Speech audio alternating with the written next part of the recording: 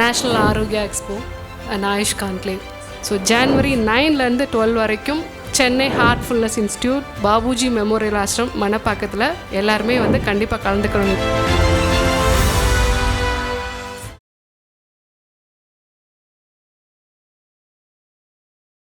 பழைய ஓய்வூதிய திட்டம் அப்படிங்கிறது வந்து அரசாங்க ஊழியர்கள் எந்த விதமான கான்ட்ரிபியூஷனும் பண்ண வேண்டியதில்லை. 2003க்கு முன்னாடி இருந்த பென்ஷன் ஸ்கீமில் எதுவுமே பண்ண வேண்டியதில்லை. அவங்க பணி ஓய்வு பெறும்போது அவங்களுக்கு பென்ஷன் கிடைச்சிக்கிட்டு இருந்துச்சு. இப்போ இருக்கக்கூடிய இந்த டேப்ஸ் அனௌன்ஸ் பண்ணி இன்னும் அது என்னைக்கு இம்ப்ளிமெண்ட் பண்ணுறாங்கன்னு தெரியாது. பட் இப்போ கரண்ட்ல இருக்கிறது வந்து சிபிஎஸ், கான்ட்ரிபியூட்டரி பென்ஷன் ஸ்கீம்னு சொல்றது. இப்போ இன்னும் குறிப்பாக சொல்ல போனோம்னா இந்த போராட்டம் யாருக்கு உண்டான வெற்றினா தமிழக அரசாங்கத்துக்கு உண்டான வெற்றி, அரசாங்க ஊழியர்களுக்கு உண்டான வெற்றி இல்லை. ஏன்னா அரசாங்கம் ஏற்கனவே கொடுத்துக்கிட்டு இருந்ததை விட கம்மியான பணம் கொடுத்தா போதும். இந்த புதிய ஓய்வூதிய திட்டத்தில் பழைய ஓய்வூதிய திட்டத்தை நாங்கள் ஆட்சிக்கு வந்தால் கொண்டு வந்து கொடுத்துருவோம் உங்களுக்குன்னு சொன்னது யாரு? பக்க அண்டை மாநிலத்தினுடைய அரசாங்கம் சொல்லிச்சா? திராவிட முன்னேற்ற கழகம் சொல்லிச்சா?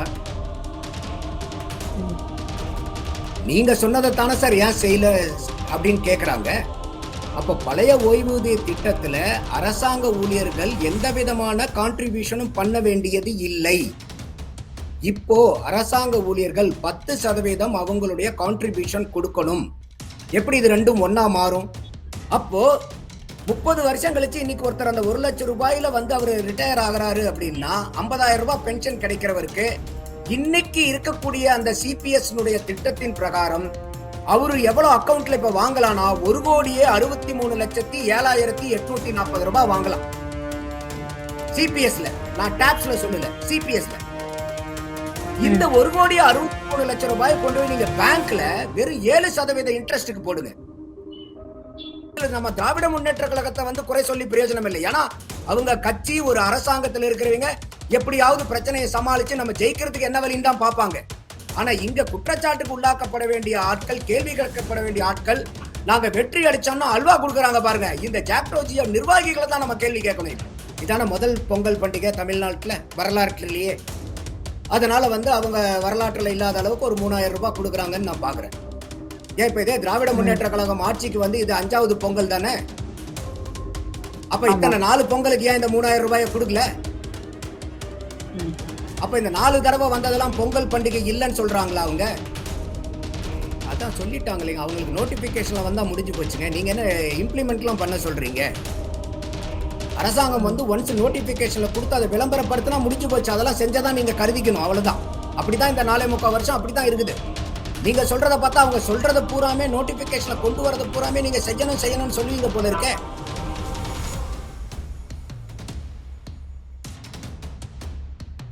நிம்மதி ப்ராப்பர்ட்டி மேனேஜ்மெண்ட். கான்டாக்ட் 7667008999. நலம் தரும் நல்லார் சித்த மருத்துவமனை. இதய நோய், சர்க்கரை நோய், பக்கவாதம், சிறுநீரக பிரச்சனை, தண்டுவடம் மற்றும் மூட்டு பிரச்சனைகளுக்கு மிகச்சிறந்த மருத்துவமனை. கிருஷ்ணகிரி, சென்னை மற்றும் மதுரை. தொடர்புக்கு 8807666117 மற்றும் 8807666118. ஃபோர்த் ஸ்டேட் தமிழ் நேயர்களுக்கு வணக்கம். இன்றைய நேர்காணலில் நம்மோடு இணைந்திருக்கிறார் அரசியல் விமர்சகர் நந்தகுமார் அவர்கள். வணக்கம் சார்.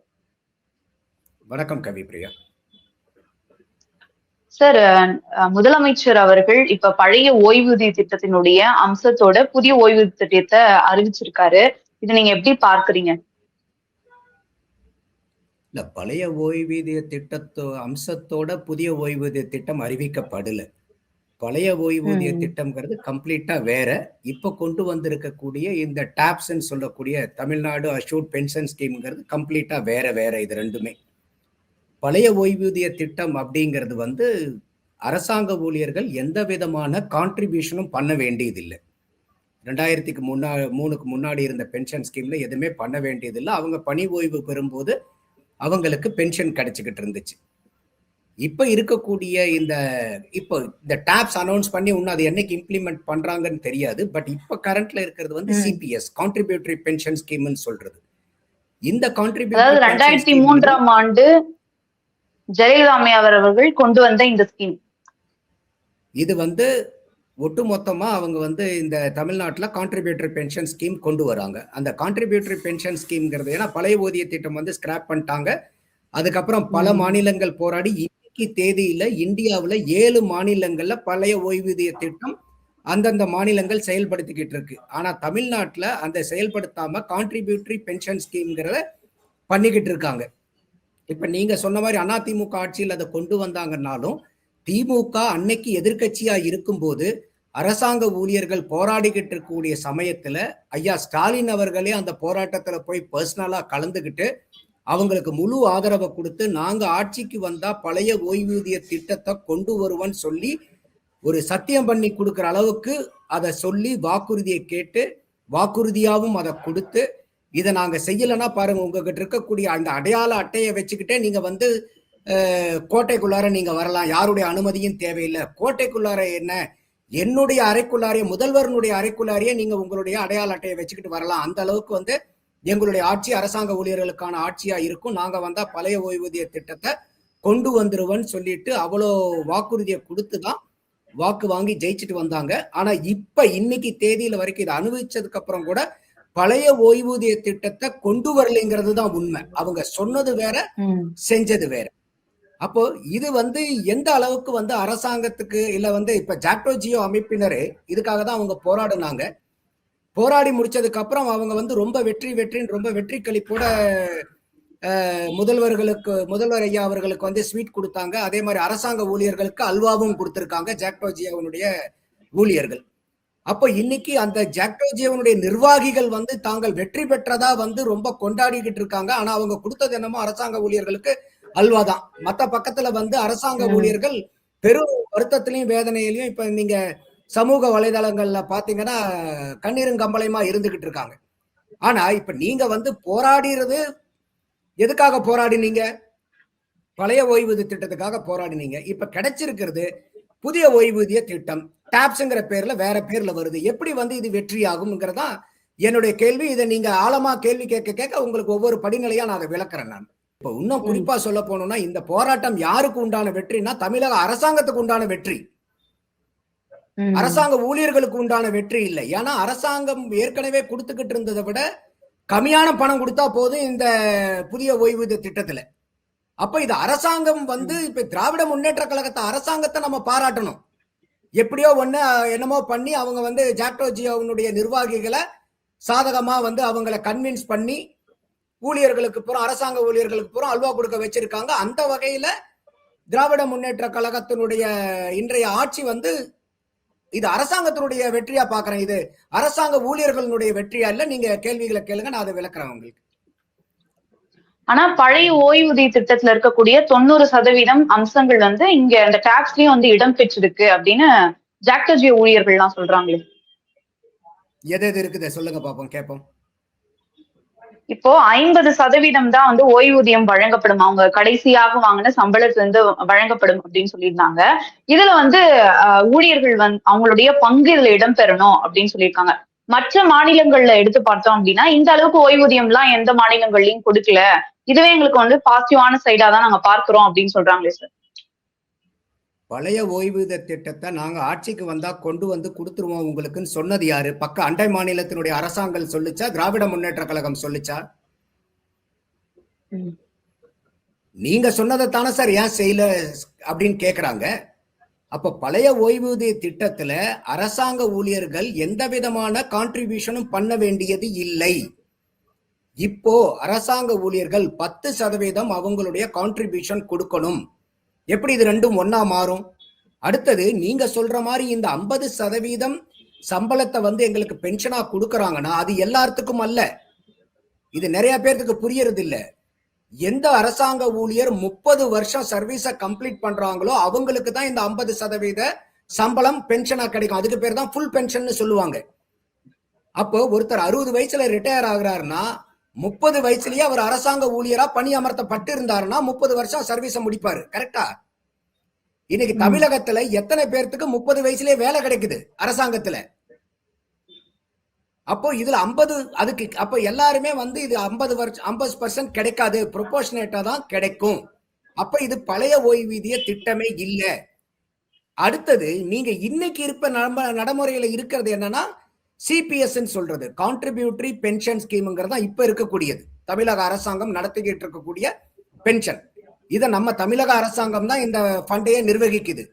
இப்ப இந்த டாப்ஸ்க்கு வரைக்கும் பாத்தீங்கன்னா இந்த கான்ட்ரிபியூட்டரி பென்ஷன் ஸ்கீம் சிபிஎஸ்ங்கிறதுல அரசாங்க ஊழியர்கள் ஒவ்வொருத்தரும் அவங்க சம்பளத்துல வரக்கூடிய பேசிக் பிளஸ் டிஏ இந்த ரெண்டையும் சேர்த்தி 10% மாசம் மாசம் அவங்க வந்து கான்ட்ரிபியூட் பண்ணிக்கிட்டு வருவாங்க அந்த ஃபண்டுக்கு. இவங்க 10% கான்ட்ரிபியூட் பண்றாங்கன்னா அதே 10% அரசாங்கமும் கான்ட்ரிபியூட் பண்ணுது, தமிழக அரசாங்கம் இன்னைக்கு இருக்கக்கூடிய சிபிஎஸ்ல. அப்போ இப்ப உதாரணத்துக்கு இன்னைக்கு 1 லட்சம் ரூபாய் ஒருத்தர் சம்பளம் வாங்குறாருன்னு வச்சுக்கீங்களேன். இப்ப அவங்க டாப்ஸ்ல அனௌன்ஸ்மெண்ட் என்ன கொடுக்குறாங்கன்னா 50,000 ரூபாய் உங்களுக்கு பென்ஷனா கிடைக்கும். கரெக்டா? உங்களுக்கு 1 லட்சம் ரூபாய் இந்த பேசிக் பிளஸ் டிஏ பென்ஷனபிள் சேலரி வந்து உங்களுக்கு 1 லட்சம் ரூபாய்னா இன்னைக்கு பென்ஷன் வந்து உங்களுக்கு 50,000 ரூபாய் கிடைக்கும். 50% தான். இது வந்து பயங்கரமான சாதனையா வந்து ஜாக்டோ ஜியோ அமைப்பினர்கள் பேசுறாங்க. ஒரு உதாரணத்தை எடுத்துப்போம்.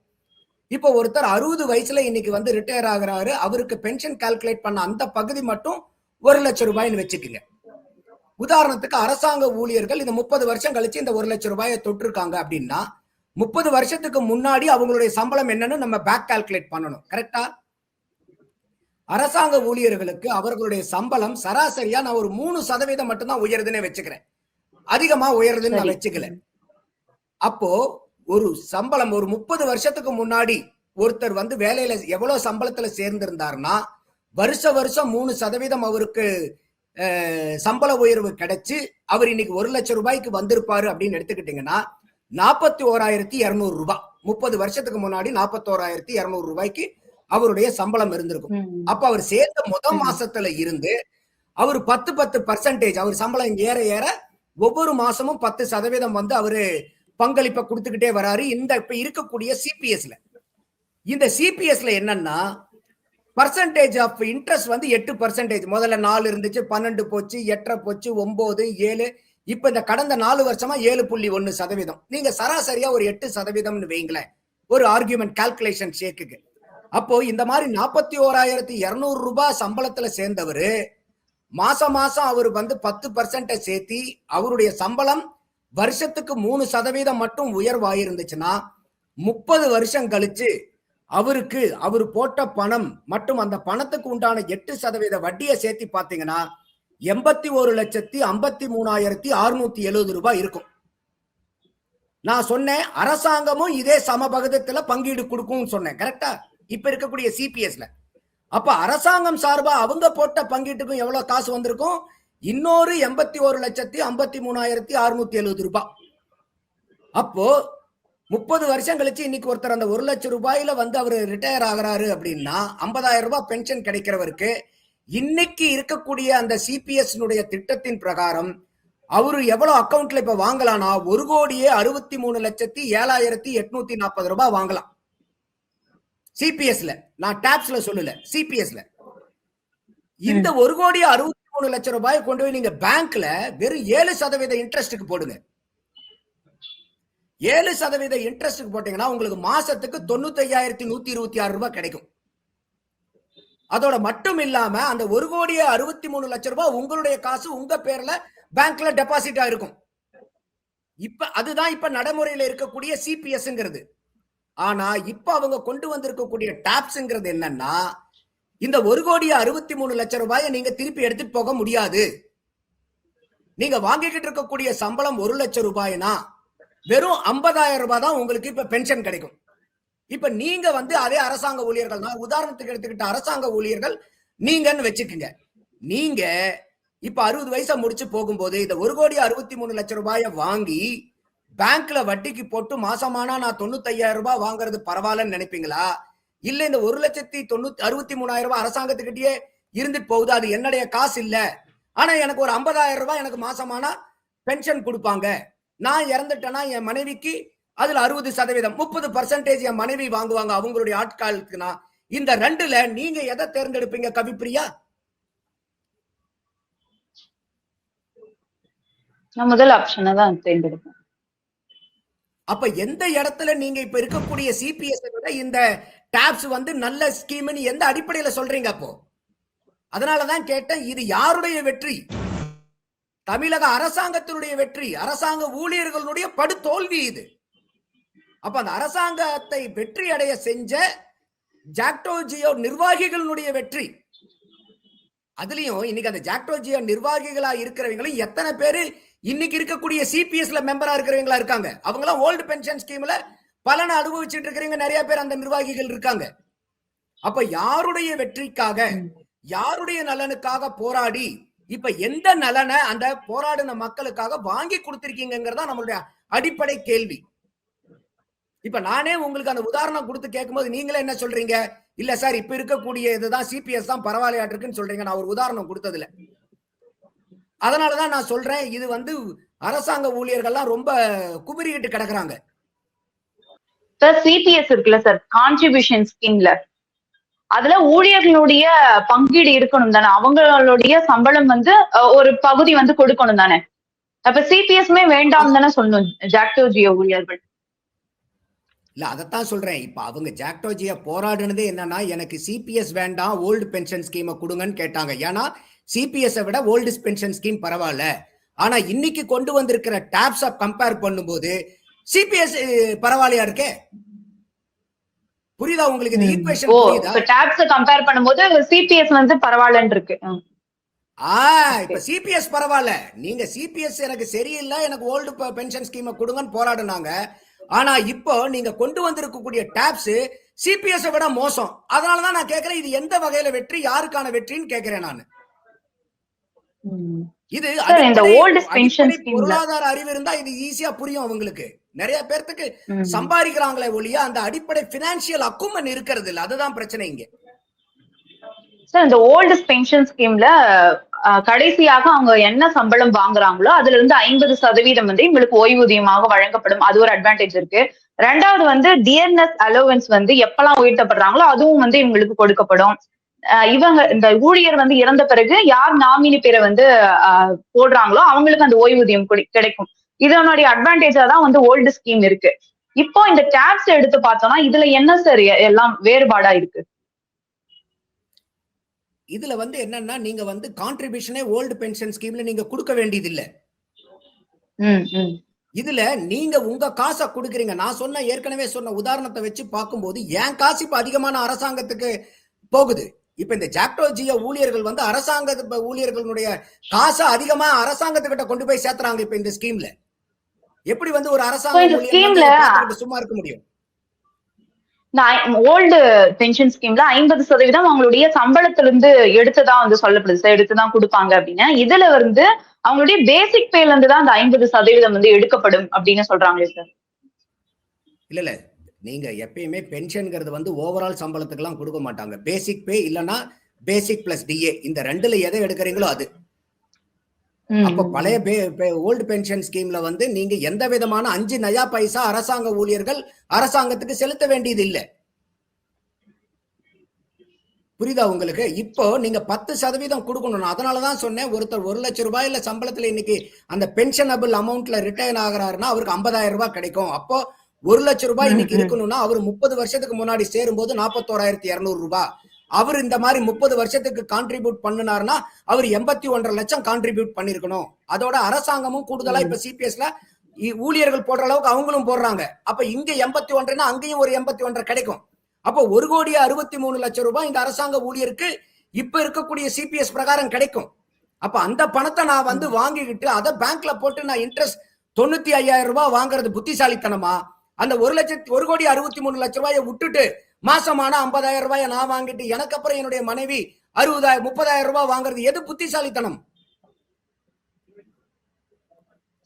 திமுகவினர் வந்து என்ன சொல்றாங்க அப்படின்னா 10% தான் ஊழியர்கள் வந்து தங்களுடைய பங்கீடு வந்து கொடுக்கற மாதிரி இருக்கும். மீதி 90% தமிழக அரசு தானே அந்த தொகையை வந்து ஏற்றுக்கப்படுது. கிட்டத்தட்ட 13,000 கோடி செலவு வந்து தமிழக அரசுக்கு இருக்கு அப்படின்னு சொல்றாங்களே சார். இல்ல, அது வந்து பாத்தீங்கன்னா இனிஷியலா இப்ப ஏற்கனவே இருக்கக்கூடியது நிறைய பேர் கான்ட்ரிபியூட் பண்ணிருப்பாங்க. நிறைய பேர் கான்ட்ரிபியூட் பண்ணி ரிட்டையர்மெண்ட் போயிருப்பாங்க. 10 அமௌண்ட் இருக்கும். அப்ப மீதி இருக்கக்கூடியதை மேட்ச் பண்ணணும்னா நீங்க 13,000 கோடி போடணும். அது நீங்க கேபிட்டல்லா நீங்க வந்து இருக்கக்கூடிய அந்த டிஃபரன்ஸ் அமௌண்ட்டை நீங்க காம்பன்சேட் பண்றதுக்கு 13,000 கோடி நீங்க போடுறீங்க. நீங்க இன்னைக்கு வந்து அரசாங்க ஊழியரா நீங்க சேர்றீங்க 41,200 ரூபாயில. அடுத்த 30 வருஷம் கழிச்சு நீங்க ரிட்டையர் ஆக போறீங்க, மாசமானா 10% போட்டுட்டு இருக்க போறீங்க. இன்னைக்கு இருக்கக்கூடிய சிபிஎஸ்ல அதே 10% அரசாங்கமும் கொடுக்குது, அதுக்கு 8% வட்டி கொடுக்குறாங்க. அப்ப எனக்கு 30 வருஷம் கழிச்சு இப்ப இருக்கக்கூடிய சிபிஎஸ்ல 1,63 லட்சம் ரூபாய் எனக்கு வீட்டுக்கு எடுத்துட்டு போலாம் நான் அரசாங்க ஊழியனா இன்னைக்கு இருக்கக்கூடிய சிபிஎஸ்ல. ஆனா இப்ப வந்திருக்கக்கூடிய டாப்ஸ்ல நான் எந்த பணத்தையும் எடுத்துட்டு போக முடியாது. நான் அதே 10% தான் இப்பயும் கான்ட்ரிபியூட் பண்ண போறேன். ஆனா எனக்கு அந்த 30 வருஷம் கழிச்சு 50,000 ரூபாய் எனக்கு கொடுக்க போறாங்க. இத சாதாரண ஒரு அடிப்படை பொருளாதார அறிவு இல்லாதவங்க ஏத்துக்க முடியுமா? இத இன்னொரு விமர்சனம் என்ன வைக்கப்படுது அப்படின்னா, இந்த டாக்ஸ் இந்த ஸ்கீம் எடுத்துட்டு வந்ததே இந்த தேர்தலுக்காக தான், கண் துடைப்புக்காக தான் எடுத்துட்டு வந்திருக்காங்க. ஏன்னா இந்த ஸ்கீம் வந்து எப்ப அமல்படுத்தப்படும் எந்த ஒரு தகவலும் வந்து தமிழக அரசு வந்து அறிவிக்கல அப்படின்னு சொல்லப்படுது சார். அதுல 100க்கு 100 எனக்கு மாற்று கருத்தே கிடையாது. இது வந்து எல்லாமே வந்து வெறும் தேர்தலுக்கு உண்டான எதையாவது ஒண்ணு பண்ணி, ஏன்னா அரசாங்க ஊழியர்கள் வந்து ரொம்ப கொதிப்பு நிலையில இருக்காங்க. அப்ப அவங்க வந்து இந்த 6ஆம் தேதி இன்னைக்கு நாளைக்கெல்லாம் வந்து பாத்தீங்கன்னா அந்த தொடர் போராட்டத்தை அறிவிக்க வேண்டியது. அதனாலதான் அந்த ஜாக்டோ ஜியோ ஊழியர்களை கூட்டிட்டு வந்து அவங்களை அந்த நிர்வாகிகளை உட்கார வச்சு பேசி ஏதாவது ஒன்று பண்ணி அவங்களுடைய போராட்டத்தை நீத்து போக வச்சுட்டு இன்னைக்கு போராட்டத்தை வந்து வாபஸ் வாங்க வச்சுட்டாங்க. அப்ப ஏன்னா இன்னைக்கு திமுக வந்து இன்னைக்கு 2016 இருந்து 21 அந்த சட்டமன்ற தேர்தலை ஜெயிச்சதே பாத்தீங்கன்னா ஆட்சி அமைச்சது வெறும் 43 சீட்டை கூடுதலா வாங்குறாங்க. அதனுடைய வெற்றி மார்ஜின் பாத்தீங்கன்னா வெறும் 1,98,000 வாக்கு வித்தியாசத்துலதான் திராவிட முன்னேற்ற கழகம் ஆட்சிக்கு வருது. அப்ப இன்னைக்கு அரசாங்க ஊழியர்கள் 16 லட்சம் இருக்கணும். ஆனா இன்னைக்கு நிறைய வேகன்சி எல்லாம் போக ஒரு 9 லட்சம் பேர் தான் இருக்கிறாங்க. அப்ப ஒவ்வொரு வீட்டுக்கும் நீங்க குறைஞ்சபட்சம் ஒரு 3 ஓட்டுனே வைங்க. ஒரு 10 லட்சம் பேர்னா கூட 30 லட்சம் ஓட்டு. இன்னைக்கு வந்து ஒரு 5.5 கோடி பேர்னாக்கா சற்றேறக்குறைய ஒரு 5 to 6% ஓட் ஷேர் வந்து இன்னைக்கு கவர்மெண்ட் எம்ப்ளாயிஸ் கிட்ட இருக்குது. அப்ப எதையாவது ஒண்ணு சொல்லி எத்த தின்னா பித்தந்தி இருக்கிற மாதிரி எதையாவது ஒண்ணு சொல்லி கொலைப்படிச்சு அரசாங்க ஊழியர்களை வந்து நாங்க வந்து அந்த ஜாக்டோ ஜியோனுடைய நிர்வாகிகளை வச்சு நாங்க வந்து எல்லாமே பயங்கரமா வெற்றி அடைஞ்சிட்டோம், அரசாங்க ஊழியர்களுக்கு பூரா 23 ஆண்டு கால போராட்டத்துக்கு வெற்றின்னு ஒரு கட்டமைப்பை ஏற்படுத்தி அந்த கொதிநிலையில இருக்கக்கூடிய அரசாங்க ஊழியர்களுடைய வாக்க பூரா தன்னுடைய பக்கம் திசை திருப்ப முடியாதாங்கிற ஒரு திராவிட முன்னேற்ற கழகத்தினுடைய ஒரு முயற்சி இது. இதுல நம்ம திராவிட முன்னேற்ற கழகத்தை வந்து குறை சொல்லி பிரயோஜனம் இல்லை. ஏன்னா அவங்க கட்சி ஒரு அரசாங்கத்தில் இருக்கிறவங்க எப்படியாவது பிரச்சனையை சமாளிச்சு நம்ம ஜெயிக்கிறதுக்கு என்ன வழின்னு தான் பார்ப்பாங்க. ஆனா இங்க குற்றச்சாட்டுக்கு உள்ளாக்கப்பட வேண்டிய ஆட்கள், கேள்வி கேட்கப்பட வேண்டிய ஆட்கள், நாங்க வெற்றி அடிச்சோம்னா அல்வா கொடுக்கறாங்க பாருங்க. இந்த ஜாக்டோ ஜியோ நிர்வாகிகளை தான் நம்ம கேள்வி கேட்கணும். இப்போ நீங்க யாருடைய நிர்வாகிகள் பின்வாங்கியதற்கு காரணம் என்ன சார்? ஏன்னா இத்தனை டிஸ்அட்வான்டேஜ் இந்த ஸ்கீம்ல இருக்கு அப்படின்னு சொல்றீங்க. அதனாலதான் நான் கேட்டேன், இது யாருடைய வெற்றி? அப்ப ஜாக்டோ ஜியோனுடைய நிர்வாகிகளுடைய வெற்றினா அது என்ன வெற்றிங்கிறதா நம்ம இப்படி கேள்விக்குறியா எழுப்ப வேண்டியதா இருக்கு. ஏன்னா அடிப்படையில இருக்கக்கூடிய அரசாங்க ஊழியர்களுக்கு இது வெற்றி இல்லை. இது திராவிட முன்னேற்ற கழகம் ஆண்டுகிட்டு இருக்கக்கூடிய தமிழக அரசாங்கத்தினுடைய வெற்றி. அப்ப இந்த ஜாக்டோ ஜியோனுடைய நிர்வாகிகள் யாருடைய வெற்றிக்காக இவ்வளவு நாள் போராடினாங்கிறதா நம்மளுடைய கேள்வியா வருதுங்க. சார் அடுத்து இப்ப திமுக அரசு வந்து பொங்கலுக்காக பரிசு பொருளாக 3,000 ரூபாய் தரோம் அப்படின்னு அறிவிச்சிருக்காங்க. பரிசு பொருளோட கூடுதலாக இதை நீங்க எப்படி பாக்குறீங்க? கிட்டத்தட்ட பயனாளிகள் வந்து பார்த்தோம்னா 2.23 கோடி பயனாளர்கள் வந்து இதுல பயனடைவாங்க அப்படின்னு திமுக அரசு வந்து அறிவிச்சிருக்காங்க. ஆமா, இன்னைக்குதான் தமிழகத்திலே முதல்ல பொங்கல் பண்டிகை கொண்டாடுறோம் இல்லையா? இதான முதல் பொங்கல் பண்டிகை தமிழ்நாட்டுல வரலாற்றிலேயே. அதனால வந்து அவங்க வரலாற்றுல இல்லாத அளவுக்கு ஒரு 3,000 ரூபாய் கொடுக்குறாங்கன்னு நான் பாக்குறேன். ஏன் இப்ப இதே திராவிட முன்னேற்ற கழகம் ஆட்சிக்கு வந்து இது 5வது பொங்கல் தானே? அப்ப இத்தனை 4 பொங்கலுக்கு ஏன் இந்த 3,000 ரூபாயை கொடுக்கல? அப்ப இந்த 4 தடவை வந்ததெல்லாம் பொங்கல் பண்டிகை இல்லைன்னு சொல்றாங்களா அவங்க? அப்போ இது எல்லாமே தேர்தலுக்காக, தேர்தல் மட்டுமே மையப்படுத்தி இது செய்யப்படுது. இது வெறும் ரேஷன் கார்டுக்கு மட்டும் இல்ல. அரசாங்க ஊழியர்களா இருந்தாலும் அவங்களுக்கு சி குரூப் டி குரூப் எம்ப்ளாயா இருந்தா அவங்களுக்கு 3,000 ரூபாய். ஆனா அவங்க அதுலயும் அட்வர்டைஸ்மெண்ட் பண்றதுன்னா அரசாங்க ஊழியர்களுக்கெல்லாம் 3,000 ரூபாய் போனஸ். எல்லா அரசாங்க ஊழியர்களுக்கும் இல்ல, சி குரூப் டி குரூப்ல வர்றவங்களுக்கு மட்டும்தான், ஏ அண்ட் பி குரூப்க்கு கிடையாது. அப்ப இது எல்லாம் ஏதாவது ஒண்ணு பண்ணி ஏதாவது ஒரு ஜித்து வேலையை காமிச்சு மக்கள் கிட்ட ஓட்ட வாங்கிட முடியாதா? ஏன்னா எல்லா மக்களும், எல்லா தரப்பு மக்களும் கொதிநிலையில இருக்காங்க.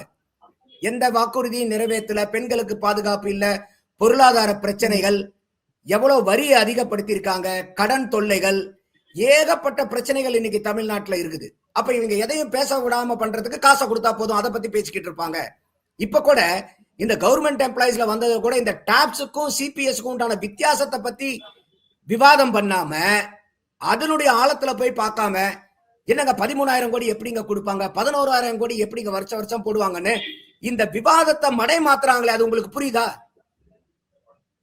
அப்ப பிரச்சனை என்னவோ அந்த பாதிக்கப்பட்ட மக்களுடைய பிரச்சனை ஆழமா போய் பேசாம வேற இடத்துல அந்த மக்களை திசை திருப்பி, எப்ப உனக்கு 100 ரூபாய் கிடைக்க வேண்டிய இடத்துல 10 ரூபாய் தான் வாங்கி கொடுத்துருக்காங்க, அப்ப அது வெற்றியா? அதை பத்தி பேசாம, எப்ப இந்த 10 ரூபாய் எப்படி வந்து அரசாங்கம் வந்து நிதிநிலை இப்படி இருக்கும்போது எப்படி சமாளிக்கும்னு அதை என்னமோ ரொம்ப திறம்பட திராவிட முன்னேற்ற கழகம் ஆட்சி வந்து அதை பினான்ஸ் மேனேஜ்மெண்ட் பண்ணி அந்த 10 ரூபாயை எப்படியோ கொண்டாந்து சேர்த்திருவங்கிற அளவுக்கு இப்போ மடைமாற்றம் பண்றாங்க. இத மக்கள் நல்லா கூர்ந்து கவனிச்சுக்கிட்டு இருக்காங்க. இது வந்து ஏமாற்ற முடியாது மக்களை. இன்னொன்னு கரும்பு கொடுக்குறாங்கல்ல சார் இந்த பொங்கலுக்கு, விவசாயிகளிடம் வந்து அது கொள்முதல் பண்ணாம இன்னும் 2 நாட்கள்ல தான் பொங்கல் பரிசு பொருளை கொடுக்க போறாங்க. இன்னும் வந்து விவசாயிகளிடமிருந்து கொள்முதலுக்கான எந்த ஒரு அறிவிப்பும் வந்து திமுக அரசு கொடுக்கல. இடைத்தரகர்களிடம் இருந்துதான் திமுக அரசு வந்து கொள்முதல் செய்ய போகுது அப்படின்னு சொல்லப்படுது. இது விவசாயிகளுக்கு பெரும் இழப்பாக தான் பார்க்கப்படும். இதை கூட திமுக அரசு வந்து செய்ய முன்வர மாட்டேங்கிறாங்க அப்படின்னு ஒரு விமர்சனத்தை விவசாயிகள் வச்சிருக்காங்க. அதான் சொல்லிட்டாங்க இல்லைங்க, அவங்களுக்கு நோட்டிபிகேஷன்ல வந்தா முடிஞ்சு போச்சுங்க. நீங்க என்ன இம்ப்ளிமெண்ட்லாம் பண்ண சொல்றீங்க? அரசாங்கம் வந்து ஒன்ஸ் நோட்டிபிகேஷன்ல கொடுத்து அதை விளம்பரப்படுத்தினா முடிஞ்சு போச்சு. அதெல்லாம் செஞ்சதான் நீங்க கருதிக்கணும், அவ்வளவுதான். அப்படிதான் இந்த 4.25 வருஷம் அப்படிதான் இருக்குது. நீங்க சொல்றத பார்த்தா அவங்க சொல்றத பூராமே நோட்டிபிகேஷன்ல கொண்டு வரத பூராமே நீங்க செய்யணும்னு சொல்லுவீங்க போல இருக்கே.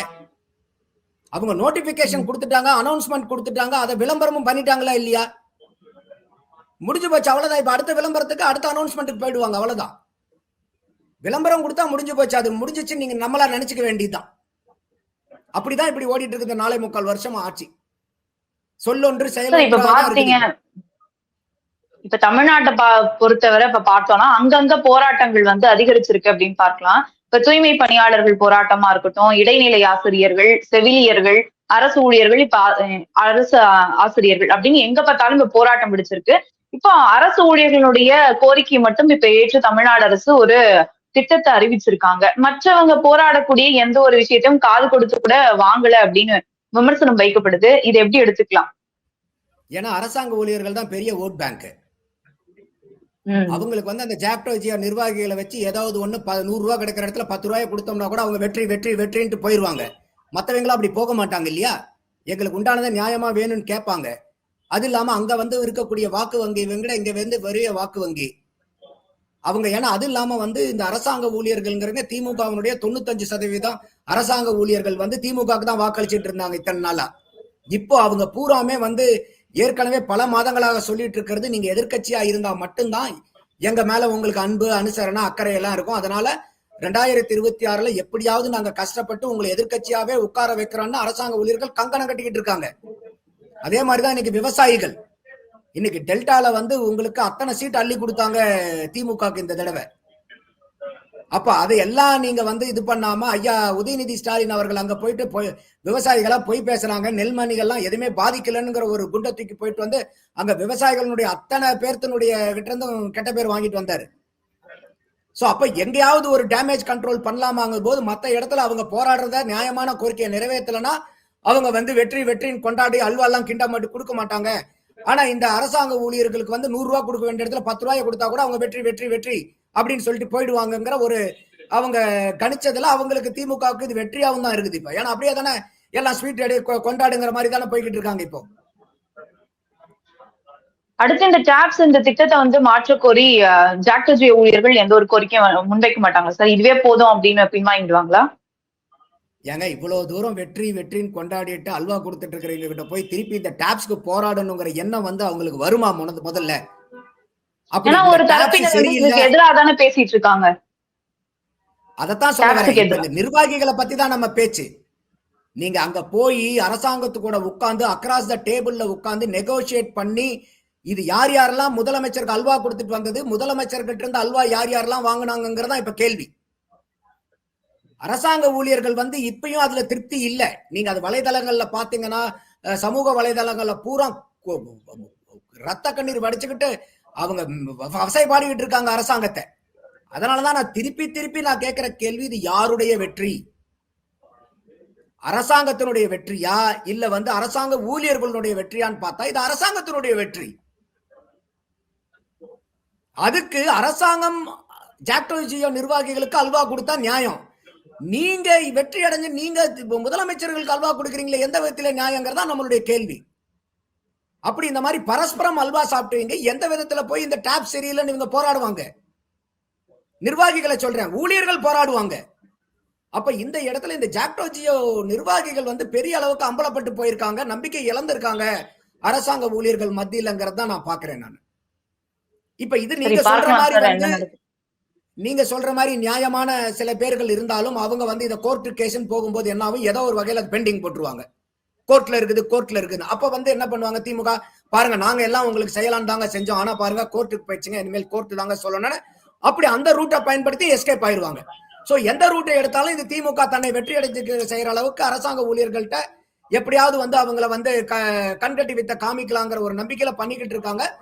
பட் அரசாங்க ஊழியர்களா இருக்கிறவங்க ரொம்ப கொதிநிலையில கொதிச்சு போயிருக்காங்க. அவங்க இந்த டாப்ஸ கொண்டாந்து குட்டையை குழப்பாம இருந்தா கூட அரசாங்க ஊழியர்கள் ஒரு கொதிநிலையை ஒரே அளவுக்கு வச்சிருந்திருக்கலாம். இப்ப இதை கொண்டு ரொம்ப குழப்பனால ரொம்ப அதீதமான ஒரு ஏமாற்றத்துல அரசாங்க ஊழியர்கள் இருக்காங்கன்னு தான் நான் பாக்குறேன். சரி, பார்க்கலாம் சார் என்ன நடக்குது அப்படின்னு. பல்வேறு கருத்துக்களை பகிர்ந்தமைக்கு நன்றி சார். நன்றி கவிப்பிரியா.